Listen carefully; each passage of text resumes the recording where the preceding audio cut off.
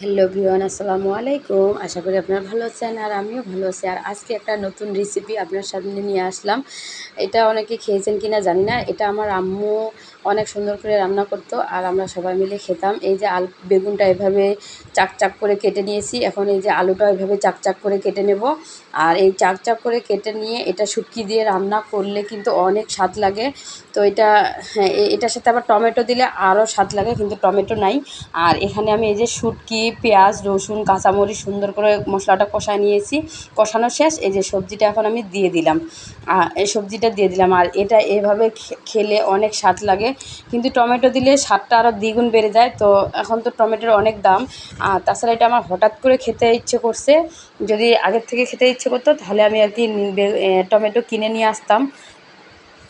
আর এটা আমার হঠাৎ করে খেতে ইচ্ছে করছে, তাই ঘরে যা আছে তাই দিয়ে আমি রান্না করলাম। ঘরে বেগুন আছে, আলু আছে, শুটকি আছে, কাঁচামরিচ। আর এটা ধনিয়া পাতা দিলে আমার অত একটা ভালো লাগে না। আমি এটার মধ্যে ভাজা জিরার গুঁড়া দেই, এটা দিলে আরও বেশি ভালো লাগে। তো এই যে দেখেন আমার রান্নাটা কিন্তু শেষ হয়ে গেছে। আপনাদের সাথে কথা বলতে বলতে আমার রান্না শেষ। আর এখন আমি এটা খাবো।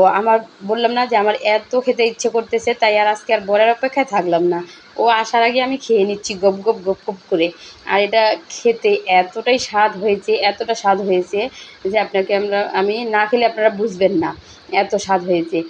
আর যারা যারা বেগুন খেতে পছন্দ করেন তারা এইভাবে একবার খেয়ে দেখবেন, আসলে অনেক মজা, অনেক মজা, অনেক মজা।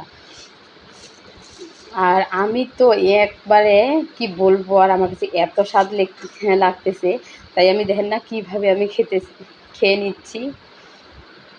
তো যদি ভিডিওটা ভালো লাগে প্লিজ আপনারা আমার ভিডিওটা লাইক কমেন্ট শেয়ার করে দিবেন। প্লিজ আপনারা একটু লাইক কমেন্ট শেয়ার করে দিলে হয়তো পরবর্তী ভিডিও বানার জন্য আরও আগ্রহী হব।